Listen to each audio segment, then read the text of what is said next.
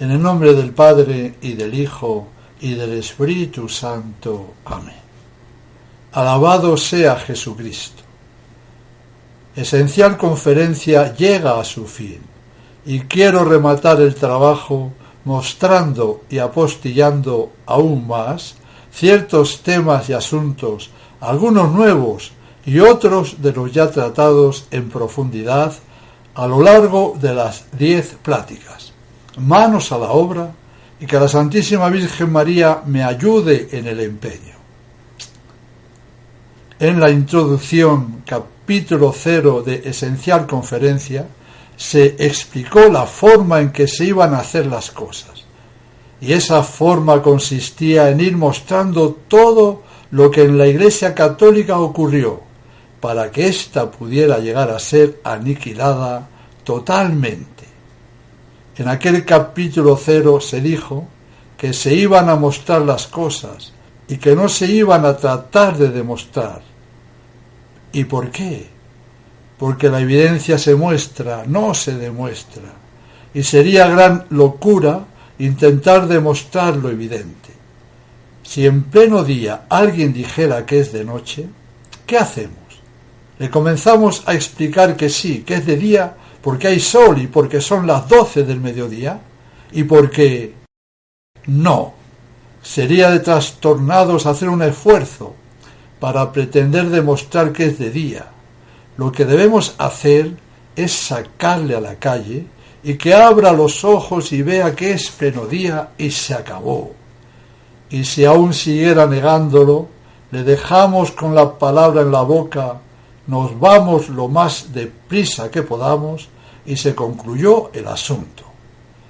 Con alguien que no es racional, o sea, que no utiliza bien el sentido común y que niega el soberano principio de no contradicción, es imposible dialogar. Y después de la introducción, en el primer capítulo, hablamos del satánico sistema modernista. El modernismo es el liberalismo en la religión católica. En aquel primer capítulo se desarrolló un tema capital.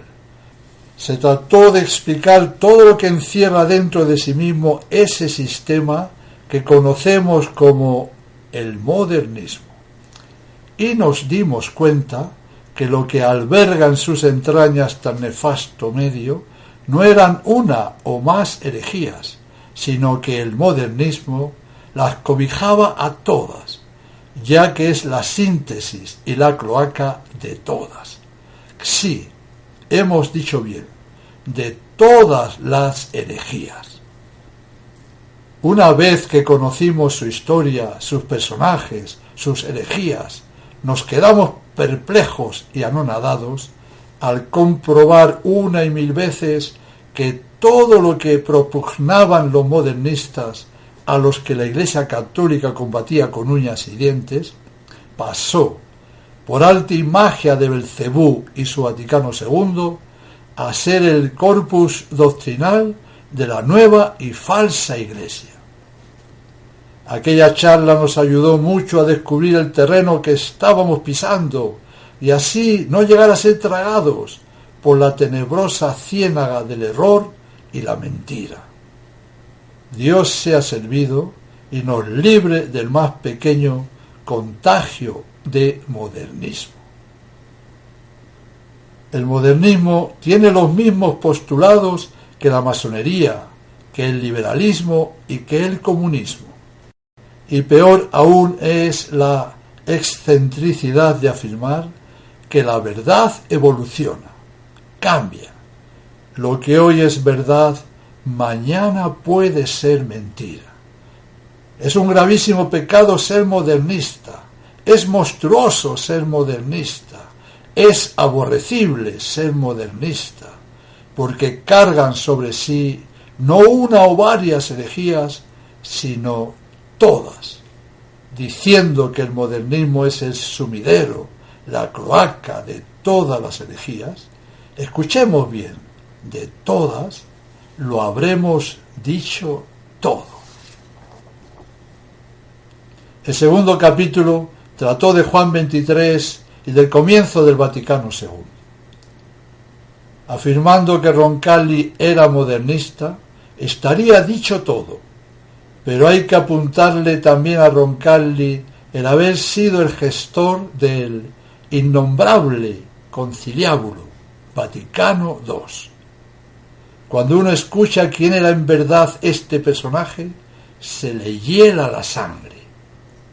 En aquel segundo capítulo se desmenuzó lo más granado de la vida y obras de Roncalli, y muchos que no lo sabían quedaron sorprendidos y al mismo tiempo indignados al comprobar que Juan XXIII ni era para nada papa y mucho menos aún bueno. Con Roncalli y su Vaticano II comenzó a instalarse en lo que hasta entonces había sido la Iglesia Católica, la abominación de la desolación. No tiene desperdicio escuchar las nefastas hazañas de semejante personaje que usurpó taimadamente la sede de Pedro. En el tercer capítulo trajimos a colación a Pablo VI y el final del Vaticano II. Modernista al máximo era también Montini, así como evolucionista, así como comunista.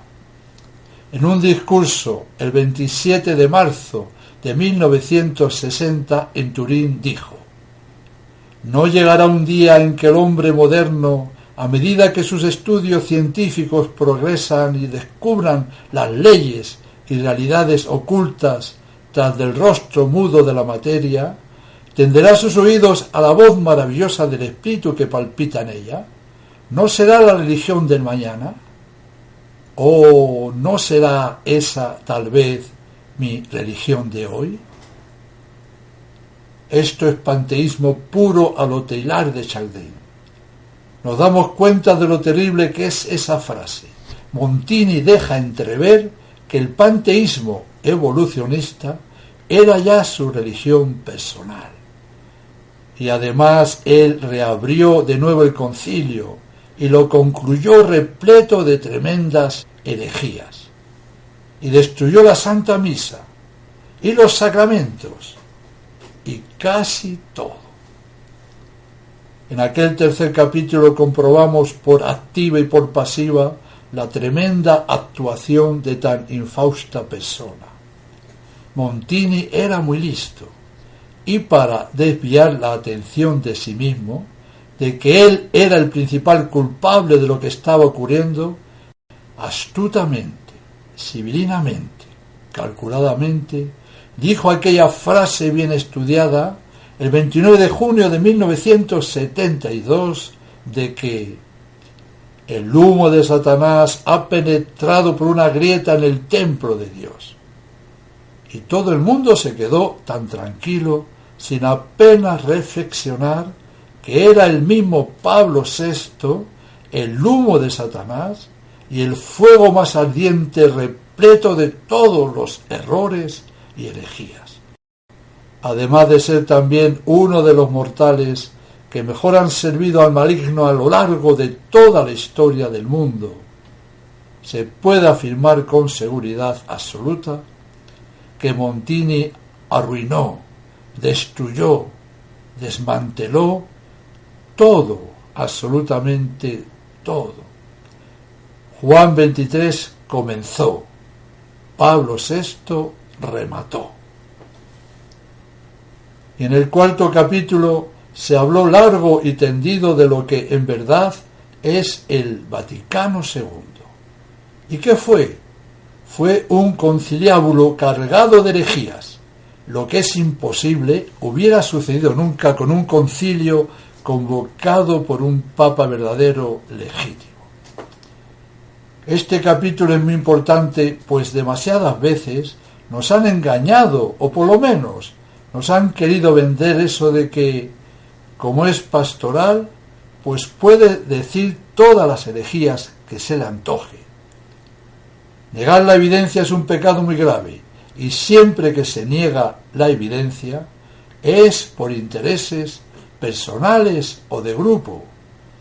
Es satánico afirmar que el Vaticano II, saturado de herejías, lo ha promulgado la Iglesia Católica, o que no tiene herejías, pues es pastoral y no ha comprometido la infalibilidad pontificia, y entonces el pseudopapa puede aprovechar para decir herejías a mansalva, que no pasa nada.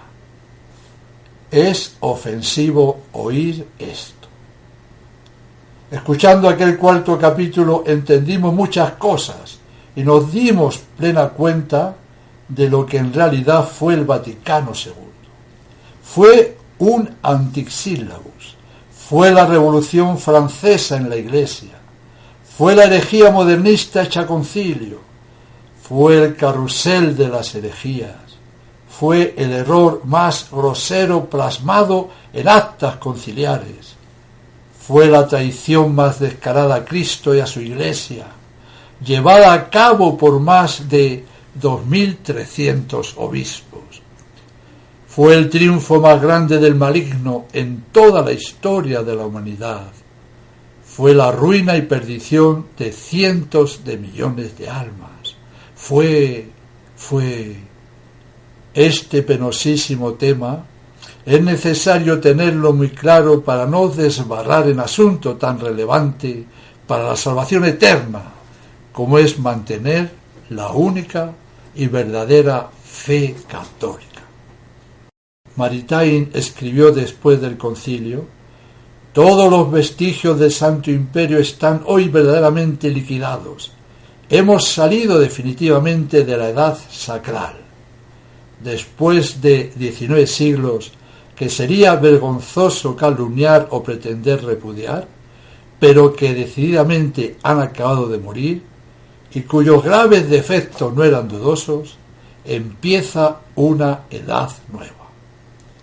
Está diciendo que la Iglesia ha tenido graves defectos hasta que no ha llegado el concilio.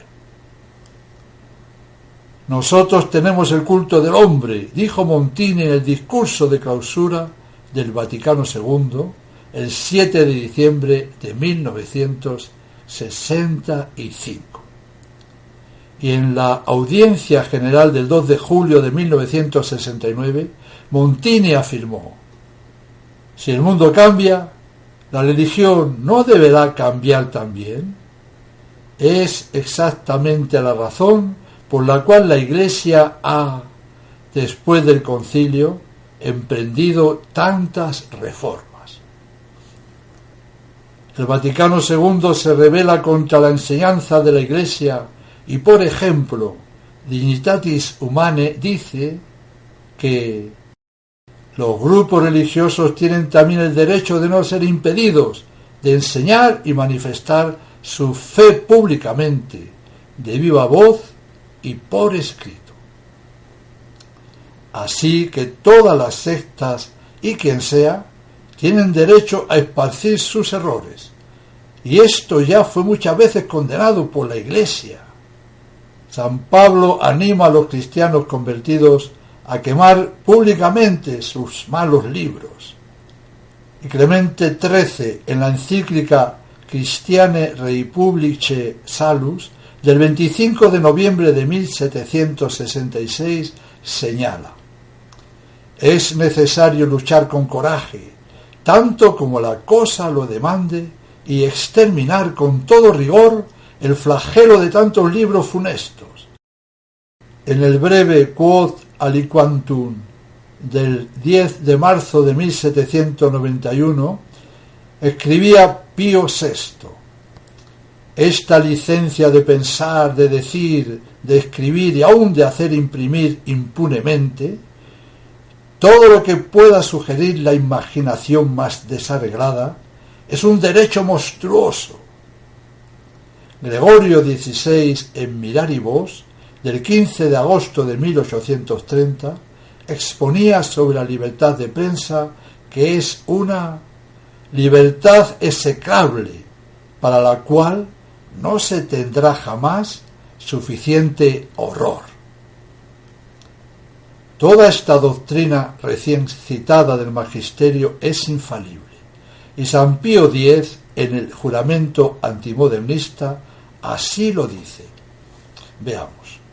Yo, se dice el nombre, abrazo y recibo firmemente todas y cada una de las verdades que la Iglesia, por su magisterio infalible, ha definido, afirmado y declarado, principalmente los textos de doctrina que son directamente dirigidos contra los errores de este tiempo. Principalmente los textos de este tiempo. Toda esa doctrina es infalible y no puede cambiar. Está claro que la libertad de prensa fue condenada 1000 veces por el magisterio papal, y esa misma libertad de prensa fue aprobada por el Vaticano II como derivada de la revelación divina. Espantoso y cruel. Lo mismo pasó con la libertad de cultos, calificada de desastrosa y por siempre deplorable herejía por Pío VII en la Carta Apostólica Postam Diuturnas del 29 de abril de 1814. Y el Vaticano II llega a decir que la libertad de cultos es una verdad de fe. Lo siguiente es muy curioso. El padre Congar fue uno de los redactores de Dignitatis Humanae y afirmó que la libertad religiosa estaba contenida en la revelación, sabiendo que estaba diciendo una gran mentira, como ahora vamos a ver. Pues según el libro francés In Eric Batre, a la droite du Père, a la derecha del padre, París, 1994, página 118, Congar dijo lo siguiente: a demanda del Papa, yo colaboré en los últimos parágrafos de la Declaración sobre la Libertad Religiosa. Se trataba de demostrar que el tema de la libertad religiosa aparecía ya en la Escritura, pero no está allí. ¿Habráse visto tamaña de vergüenza? Es bochornoso y deplorable que el Vaticano II y sus falsos pontífices reclaman como justo y bueno el culto a todas las falsas divinidades paganas. Acordémonos de lo que hizo Moisés cuando el becerro de oro lo mandó a hacer polvo. Dios mandó a Gedeón derribar el altar dedicado a Baal.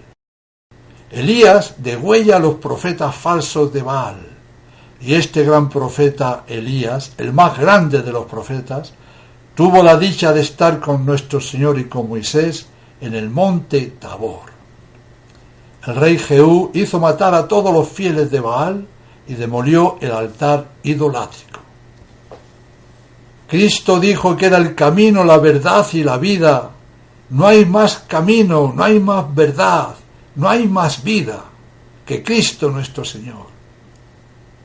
Y que el que no crea será condenado. Y la maldita declaración Dignitatis Humanae dice que todos los idólatras tienen derecho a honrar con un culto público a la divinidad suprema. Lenguaje idolátrico, masónico, como dijo Juan Pablo II en Asís, invitando a rezar a todos a un poder supremo, al ser absoluto, a un poder por encima de todas nuestras fuerzas humanas, o a esta realidad que está más allá de nosotros, etc.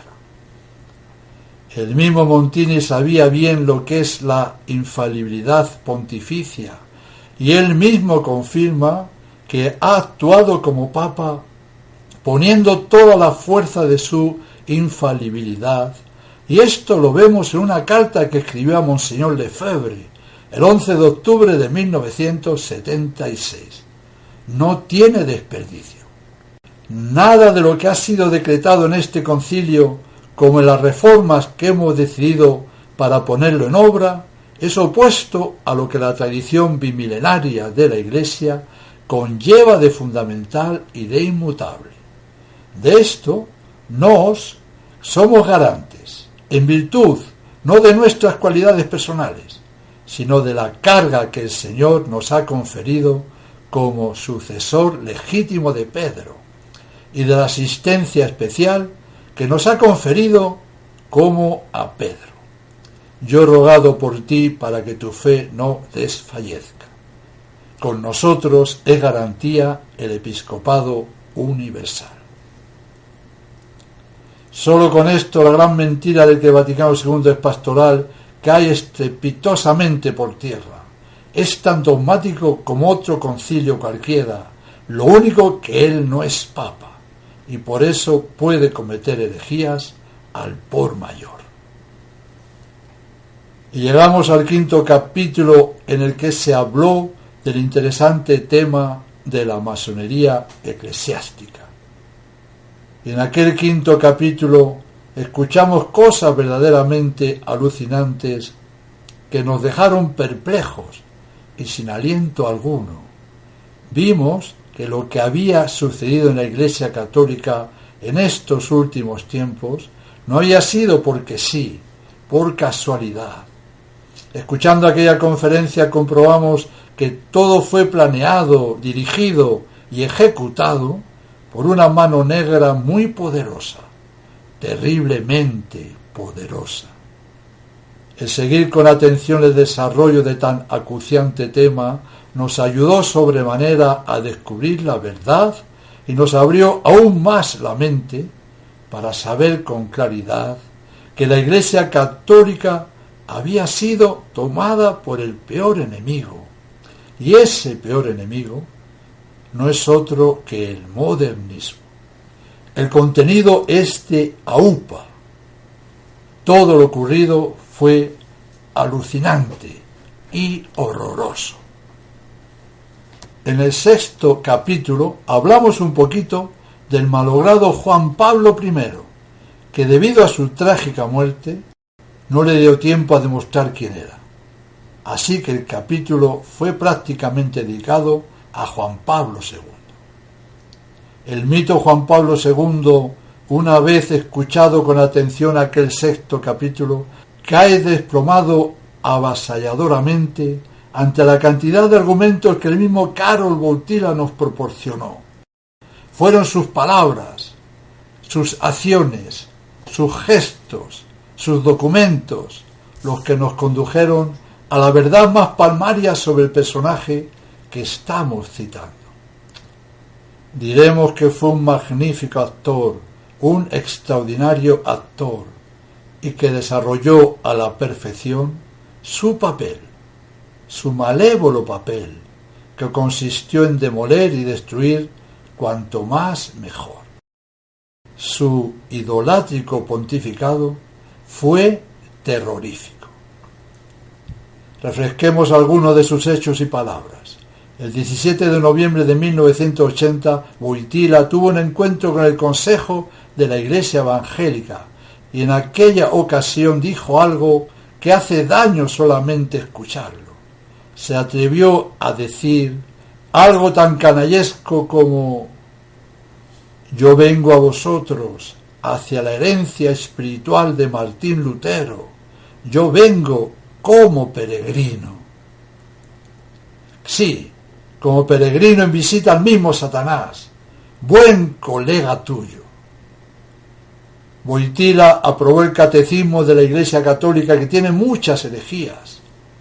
Por la Constitución Apostólica Fidei Depositum de 1992, ordena y demanda de los pastores de la Iglesia y de los fieles que reciban este catecismo como texto de referencia segura y auténtica para la enseñanza de la fe católica. Mejor sería haber dicho que el texto de ese catecismo es referencia segura y auténtica para irse rápidamente de patitas al infierno. En octubre de 1998 en Estrasburgo, Wojtyła dijo, conversando con jóvenes: ahora que voy a ser el representante de la religión universal, esta religión universal no tendrá dogmas. En Asís, el 26 de octubre de 1986, a petición de Juan Pablo II, se recitó la siguiente plegaria: Ofrecemos la pipa al Gran Espíritu, a la Madre Tierra y a los cuatro vientos. Una herejía idolátrica más de Juan Pablo II. Amén de la siguiente. La firmeza de la creencia de aquellos que profesan las religiones no cristianas proviene del Espíritu de verdad. Encíclica Redemptor Hominis, 4 de marzo de 1979. Dejémoslo aquí. En el 7º capítulo se trató de Benedicto XVI y de Francisco. Con aquel 7º capítulo mostramos fielmente que Benedicto XVI fue y es conservador, pues ha conservado en su vida y obras todas las herejías posibles e imaginables. Benedicto XVI, por lo tanto, es un gran conservador de herejías. Y Francisco es el último director de la horrible sinfonía macabra que comenzó con Juan XXIII, otro idólatra pagano más que adora y da culto a la tierra y a cualquier dios falso. Nos queda solamente llorar y rezar por la increíble ceguera de los que aún, y a pesar de todo lo que ven y oyen, se aferran en decir que el anticristo Francisco es Papa. Sabiendo bien lo que Bergoglio hace y dice, puedo decir con voz muy alta que es una horrible blasfemia afirmar que ese laico que usurpa el pontificado es Papa. Por amor de Dios, que nadie, si es que aprecia en algo su alma, llega a decir nunca que el anticristo es el vicario de Cristo. Esto es un gravísimo pecado contra el Espíritu Santo, que no se perdona, pues el negar la luz tan inmensamente clara y la verdad más palmaria y evidente, no puede ser perdonado jamás. En el 8º capítulo vimos que con arreglo a lo dispuesto por el Vaticano II, Pablo VI llegó a reformar de tal manera el rito de los diversos sacramentos que no dejó títere con cabeza en los mismos. Escuchando aquel capítulo 8, fue más fácil comprobar que el rito de ordenaciones y consagraciones montiniano es un calco muy fiel del rito anglicano. El tema es importantísimo y requiere máxima atención, pues si se destruye el orden sacerdotal, los demás sacramentos, excepto el bautismo y el matrimonio, también son aniquilados, como fehacientemente, escuchando aquel capítulo, bien comprobamos. Para mostrar aún más que el ritual de consagración episcopal montiniano es totalmente inválido, explico ahora muy brevemente un nuevo documento que causará estupor e indignación. Veamos el asunto. Pablo VI, en la Constitución Apostólica Pontificalis Romani de 1968, dijo una enorme mentira. Ha parecido bien recurrir entre las fuentes de la antigüedad a la oración de consagración que se encuentra en la tradición apostólica de Hipólito de Roma, documento de comienzos del siglo III y que en gran parte todavía es usada en la liturgia de ordenación de los coptos y los sirios occidentales. Existe un documento capital para comprender cómo hubo un gran engaño en la Constitución Apostólica Pontificalis Romani, y esto prueba aún mucho más la invalidez de las órdenes para la consagración de obispos. Dicho documento del Papa Pío XII es muy poco conocido. El asunto se resume diciendo que el nuevo ritual de consagración promulgado por Pablo VI copia en su parte esencial la intronización de patriarcas maronitas, y Montini quiere hacer pasar dicha ceremonia de entronización como si fuera la forma para la consagración de obispos, alegando incluso su actual uso en el patriarcado maronita para realizar las consagraciones episcopales. Y aquí viene la trampa. La entronización del patriarca no es en absoluto un ritual de consagración de obispos, sino una oración de entronización de patriarcas que por supuesto ya eran obispos. Patriarca es un título, lo mismo que primado o arzobispo, y nadie puede ser elevado a patriarca o primado o arzobispo de algún lugar sin antes ser obispo. Por eso, la ceremonia con el que se le otorga a un obispo el título de patriarca no es en absoluto sacramental, y además nunca lo fue. De ahí que la afirmación contenida en la Constitución Apostólica Pontificalis Romani de 1968 es, aunque parezca imposible de creer, una enorme mentira de Pablo VI. Veamos de nuevo lo que dice esa Constitución.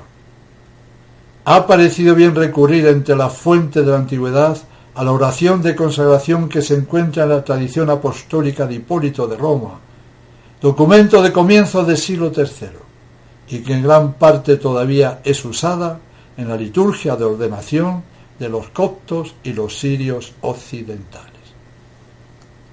Esta gran falsedad de Montini se ve muy clara cuando uno se entera de lo que dijo Pío XII en 1957, donde se prueba que la entronización de los patriarcas maronitas no son sacramentales.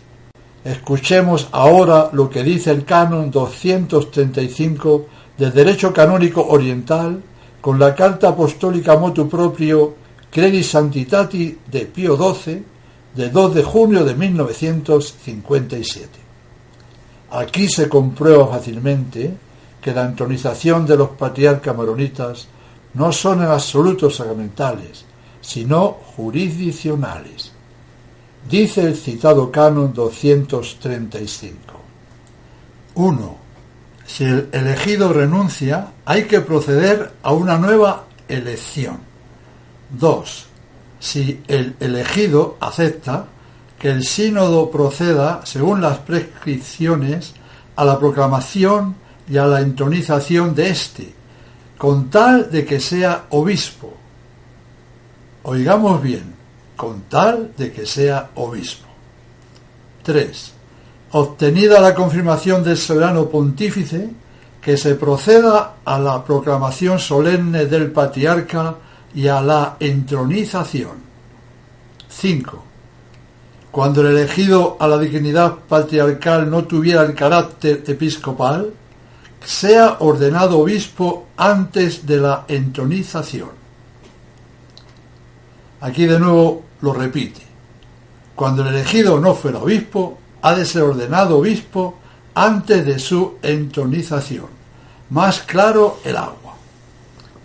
Vemos que Pío XII explica claramente que la entronización del patriarca maronita es únicamente jurisdiccional y de ninguna manera sacramental, ya que este canon declara que el elegido para el patriarcado debe ser obispo, y si no lo fuera previamente a dicha ceremonia de entronización, debe recibir la consagración episcopal.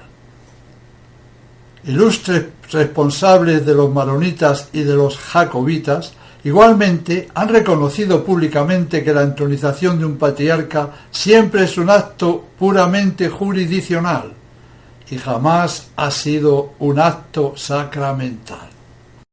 Conclusión. La Constitución Apostólica de Pablo VI contiene una enorme falsedad. La nueva forma sacramental decretada por Montini para consagrar obispos la ha sacado de la ceremonia con que los maronitas entronizan a su patriarca, que antes de ser entronizado tiene que ser obligatoriamente obispo, y no es de ninguna manera sacramental, sino simplemente jurisdiccional. Esta mentira es un hecho objetivo, constatable por cualquiera, y la lanzó Montini 11 años después de la promulgación del Canon 235 por el Papa Pío XII. La mentira es formal y precisa. Es incontestable, pública y permanente, y añade un plus más de invalidez a todo lo dicho en el capítulo 8 de Esencial Conferencia, de lo que se deriva que, una vez más hay que decir, que el nuevo rito de consagración episcopal promulgado el 18 de junio de 1968 por Pablo VI es absolutamente inválido, como lo certificó el Papa León XIII en Apostolice Cure de 1896. Bien sabemos que al modernista no le importa en absoluto mentir para conseguir sus fines. Es inaudito y espantoso cómo juegan con las almas. Annibale Bugnini, nombrado por Pablo VI secretario general del Concilium, o sea, jefe del equipo de, entre comillas, reformadores liturgistas, oficialmente había declarado el 15 de marzo de 1965 al Observatore Romano lo siguiente: tenemos que despojar nuestras oraciones católicas y la liturgia católica de todo aquello que pudiera representar la sombra de una piedra de tropiezo a nuestros hermanos separados, es decir, a los protestantes. Quisieron quitar y quitaron hasta la sombra de todo lo que fuera católico. Y esto lo llevaron perfectamente a cabo. No quiero terminar el tema sobre el sacramento del orden sin hablar de algo que me parece muy importante. Escuchemos con mucha atención. Los dos únicos requisitos para recibir una ordenación sacerdotal o consagración episcopal válidas son estar bautizado y ser varón. Por lo tanto, apóstatas, herejes, cismáticos, simoniacos, satanistas, etc., pueden ser ordenados y consagrados válidamente. La intención de recibir el sacramento debe presuponerse a menos que conste explícitamente una contraintención, manifestada por el propio ordenado. Entonces, si el que va a recibir las órdenes actúa seriamente conforme al ritual, se postra en el suelo, se pone de rodillas cuando lo manda el rito, contesta, etc., se presupone siempre que el ordenado o consagrado ha querido recibir dicho sacramento. La enseñanza común de los teólogos católicos, confirmada expresamente por León XIII en Apostolice Cure de 1896, afirma que cuando un ministro realiza el ritual sacramental usando la materia y la forma correctas, sin apariencia de burla o simulación, se presume con certeza moral que ha actuado válidamente. Es perfectamente cierto, por supuesto, que un ministro puede invalidar un sacramento teniendo una intención contraria, y podemos imaginar teóricamente que un obispo infiltrado y enemigo de la Iglesia podría hacerlo. Pero si aceptamos esto, es también siempre teóricamente posible que el ministro de cualquier sacramento podría falsificar su intención, y entonces se podría argumentar que nunca se puede estar seguro sobre la validez de ningún sacramento. Contra esto, los teólogos replican que nuestro Señor tuvo claramente la intención de que nosotros tuviéramos plena confianza en la validez de los sacramentos y que, cuando Él los hizo depender de la intención interna del ministro, tuvo máximo cuidado de garantizar que las acciones exteriores del ministro fueran un criterio suficientemente seguro de que las intenciones subjetivas del mismo ministro son las correctas. si los actos exteriores cumplen seriamente en todo con el ritual, los fieles pueden y deben presumir con certeza que la intención también lo es. El principal argumento de Apostolice Cure para decir que las órdenes anglicanas no son válidas es porque no tienen la intención de la Iglesia. ¿Y esto cómo se sabe? Se sabe porque cambiaron el ritual para que reflejara su voluntad deliberada de no ordenar sacerdotes en sentido católico. Fijémonos bien, si ellos no hubiesen modificado el ritual, su intención al ordenar habría sido considerada suficiente, y esto simplemente porque habrían utilizado correctamente el ritual católico, y entonces sus órdenes habrían sido válidas, aunque ellos no creyeran en el efecto sacramental del orden sacerdotal. Lo interno e invisible sólo puede ser juzgado por medio de lo que es externo y visible. Si los anglicanos herejes hubieran utilizado el ritual de la Iglesia Católica perfectamente, habrían demostrado la intención de hacer lo que hace la Iglesia, y sus consagraciones habrían sido válidas totalmente. Hemos de ser humildes y acatar las directivas de la Iglesia, ya que la Iglesia no nos permite realizar nuestras propias conclusiones, y de hacerlo estaríamos faltando en materia grave por afirmar cosas contra las normas de la Iglesia. Debemos ser humildes y cuando la Iglesia ha hablado, agachar la cerviz. Por lo tanto, la Iglesia nos dice que es erróneo juzgar inválido un sacramento a causa de una intención defectuosa, excepto en la ceremonia durante la cual el ministro muestra algún claro signo de no estar significando lo que dice, como pudiera ser saltarse o alterar cosas del ritual o tomarse la ceremonia a broma. Vuelvo a repetir que un ministro apóstata o hereje o cismático o masón o simoniaco o satanista o lo que sea, si utiliza bien el ritual seriamente, cumpliendo perfectamente con la materia y forma, indudablemente el sacramento se habrá realizado. Para invalidar un sacramento, el ministro debe mentir deliberadamente mientras expresa la forma sacramental, poniendo una contraintención a lo que está haciendo y afirmando con su palabra. Y esto jamás se podrá saber si él no lo dice alguna vez.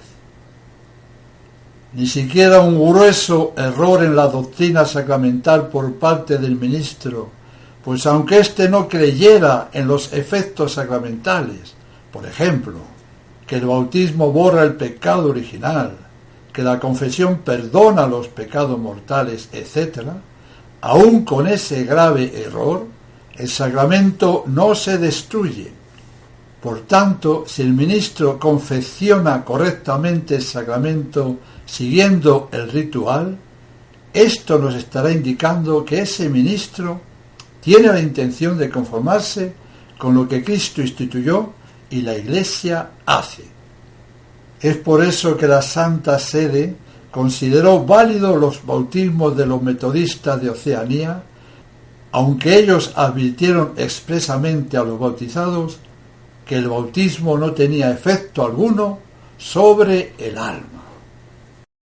En el Código de Derecho Canónico no figura explícita ni implícitamente entre los impedimentos dirimentes, esto es, invalidantes, para poder otorgar o recibir las órdenes sagradas, ni el ser apóstata, o hereje, o cismático, o masón, o simoniaco, o satanista, o lo que sea.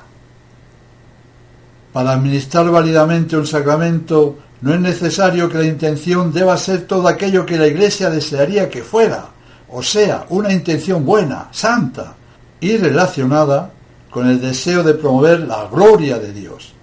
Y como ya se dijo, ni siquiera es necesario que el ministro deba creer en lo que la Iglesia enseña acerca de los efectos del sacramento.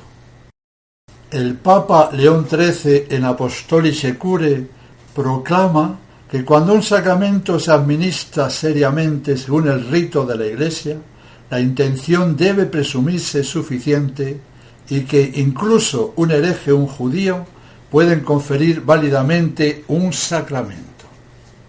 En el caso de los bautismos de los metodistas en Oceanía, la Santa Sede consideró que el bautismo había sido válidamente administrado incluso cuando los ministros previnieron expresamente a los bautizados para que no creyeran que el bautismo producía algún efecto en el alma.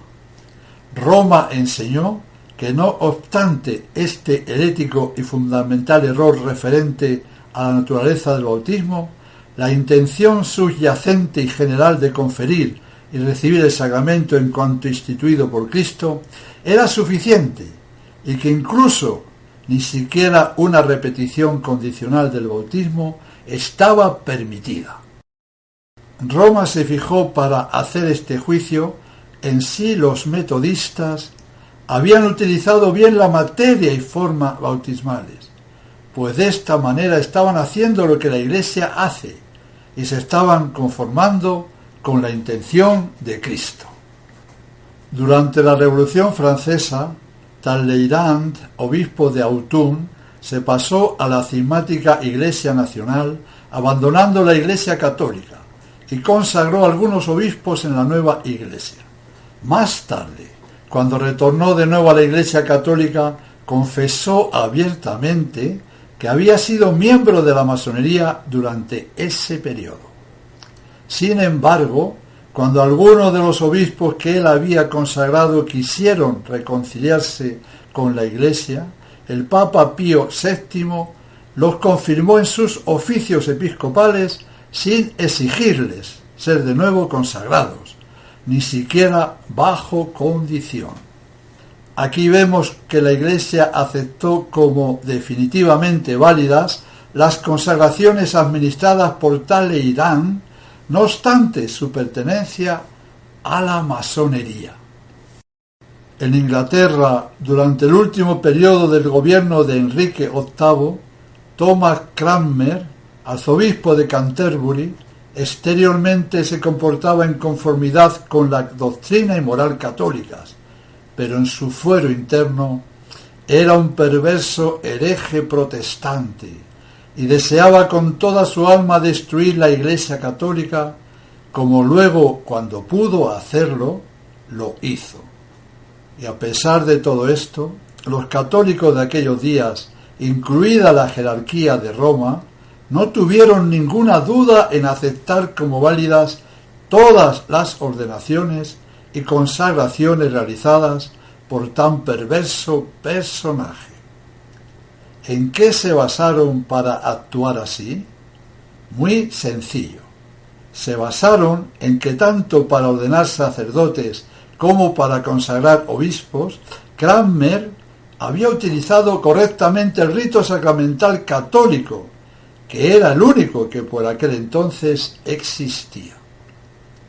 Es clarísimo que la intención de tal personaje, que odiaba el catolicismo y que quería hundir la Iglesia Católica hasta el abismo, no debía ser muy buena.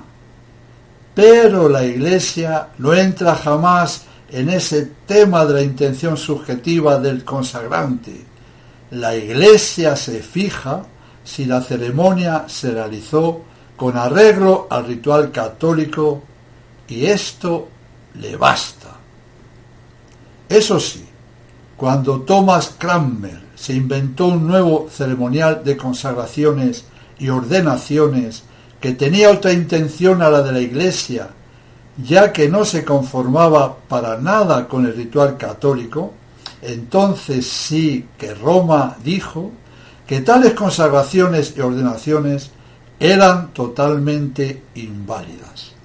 Y León XIII hizo de tal afirmación una verdad de fe. Por lo tanto, jamás la Iglesia ha vuelto a reordenar ni a reconsagrar, incluso bajo condición, a nadie, debido a que el ministro hubiera sido hereje, cismático, masón, satanista o lo que quieran. En consecuencia de lo anterior, es una barbaridad totalmente arbitraria y sin sentido teológico alguno que alguien pudiera poner alguna duda sobre si las órdenes que recibió Monseñor Lefebvre eran válidas. Lo vamos a poner aún más difícil. Pongamos que Liénard era masón, como parece ser lo era. Pero incluso aunque Monseñor Lefebvre también lo hubiera sido, junto con el monaguillo que encendió las velas en aquella ordenación, todo esto le trae sin cuidado a la Iglesia. Lo cierto es que tanto la ordenación como la consagración de Monseñor Lefebvre fueron totalmente correctas con arreglo al ritual. Se acabó. Esas ordenaciones son válidas para siempre, y solamente habría que repetirlas cuando Liénard hubiera afirmado alguna vez durante su vida que no tuvo la intención de ordenar a Monseñor Lefebvre o a otros que él hubiera ordenado.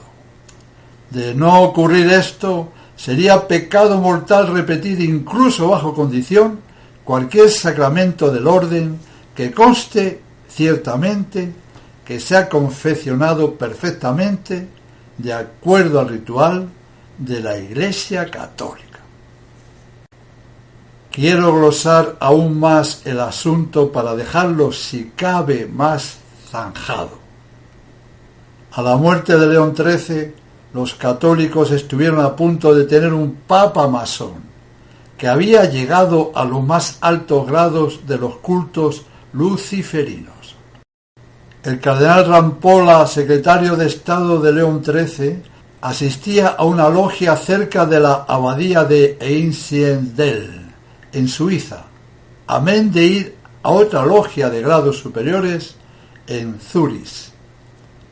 Esta última logia formaba parte del Otto, Ordo Templi Orientis. A esta orden del Temple Oriental estaban afiliadas, entre otras, las siguientes organizaciones: la Iglesia Católica Gnóstica, la Orden del Temple, Caballeros Templarios, la Iglesia Oculta de Santo Grial, la Fraternidad Hermética de la Luz, la Orden de los Rosacruces de Heredón, además de diversas organizaciones masónicas, los Iluminados de Baviera, el rito antiguo y primitivo de la masonería, el rito de Memphis, el rito de Misraim, el rito escocés antiguo y aceptado, la Orden de los Martinistas, fundado por el luciferiano Saint Martin, etc. Todas estas informaciones fueron reunidas por Georges Villebeau en el libro francés Pelat et Franc-Maçon, Pelados y francmasones, editado en París en 1978, páginas 28 a la 33. Rampolla era un alto iniciado, pues pertenecía a los grados superiores del Otto. Es importante saber que el citado Otto había sido fundado por el más grande satanista de los tiempos modernos, y que él mismo decía ser el Anticristo, Aleister Crowley, personaje increíblemente destructor. Monseñor Houin, fundador y director de la Revista Internacional de Sociedades Secretas, revista francesa, con las pruebas de la afiliación del cardenal Rampolla en la mano, encarga a su redactor en jefe, el marqués de la Franquerie, mostrarlas a los cardenales y obispos de Francia. Félix Lacointa, director del periódico Le Bloc Antirevolutionnaire, atestigua por su parte en 1929 lo siguiente: en el curso de nuestra última entrevista con Monseñor Martí, obispo de Montauban, como lo teníamos al corriente de los descubrimientos hechos recientemente y veníamos a hablar del cardenal Rampolla, tuvo a bien relatar que luego de la visita a Slímina que hizo a Roma algún tiempo después de la muerte del antiguo secretario de Estado de León XIII, Rampolla, fue llamado por un cardenal. Este cardenal era Merry del Val, secretario de Estado de Pío X, que le contó con abundantes detalles que a la muerte del cardenal Rampolla se descubrió entre sus papeles la prueba formal de su traición.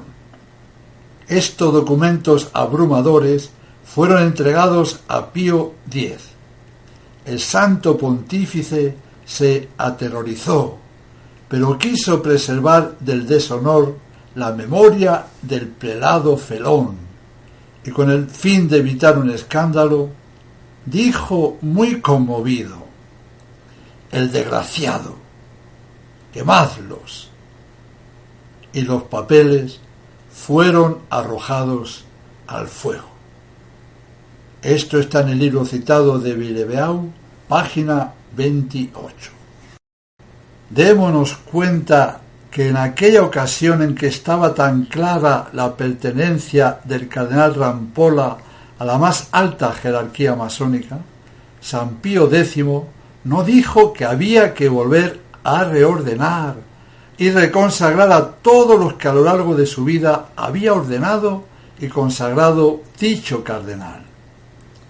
Y aquí sí que estaba clarísimo, confirmado por muchas cosas: los papeles encontrados, el veto del emperador Francisco José, etc., de que Rampolla era un terrible masón.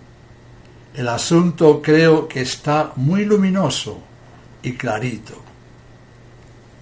El poder oculto encargó al, entre comillas, hermano Rampolla dos misiones: fundar en el seno del mismo Vaticano una logia, la de San Juan de Jerusalén, que serviría para proveer altos dignatarios de la Santa Sede, y hacerse elegir papa a la muerte de León XIII. Rampolla ejecutó la primera tarea, pero la segunda no pudo ejecutarla debido al veto que el emperador Francisco José puso a la elección de Rampolla. Y este veto fue debido a que los servicios secretos del gobierno de Austria habían conseguido noticias de la afiliación masónica del citado cardenal. Algunos decenios después, el sobrino de Rampolla había formado o continuado el círculo de conspiración dentro de la Iglesia, que contaba nada menos que con Montini. Seguimos. Hay bastantes que afirman que Liénard no era masón y explican muchas cosas para intentar demostrarlo, pero en esto no voy a entrar, pues es lo que menos me interesa. Para ir concluyendo el trabajo, vamos a partir de la base de que Liénard era indudablemente masón alto grado cuando ordenó sacerdote al que después llegaría a ser un importantísimo personaje en la historia reciente de la Iglesia. Y aún más, vamos a partir también de la base de lo que algunos también dicen, en este caso sin ningún fundamento, que Monseñor Lefebvre en aquel 1929 también lo era. Y como antes he dicho, también ponemos como iniciado en la masonería al monaguillo de turno de aquella ceremonia. Perfecto.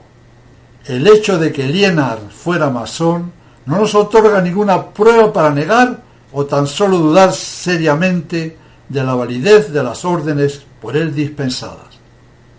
Todo el mundo sabe, mejor dicho, debería saber, pues es casi de catecismo de párvulos, que para la validez de un sacramento es necesario y suficiente que un ministro aplique bien la materia y la forma con la intención de hacer lo que hace la Iglesia. Concilio de Florencia, Denzinger, 695.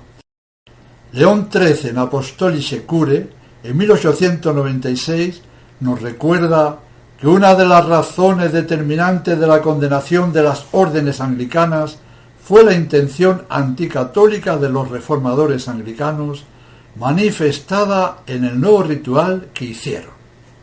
Dice León XIII: ahora bien, la forma y la intención son igualmente necesarias para la existencia del sacramento. El pensamiento o la intención, como es una cosa del interior de las personas, no cae bajo el juicio de la Iglesia, pero ella, la Iglesia, debe juzgar de la manifestación exterior.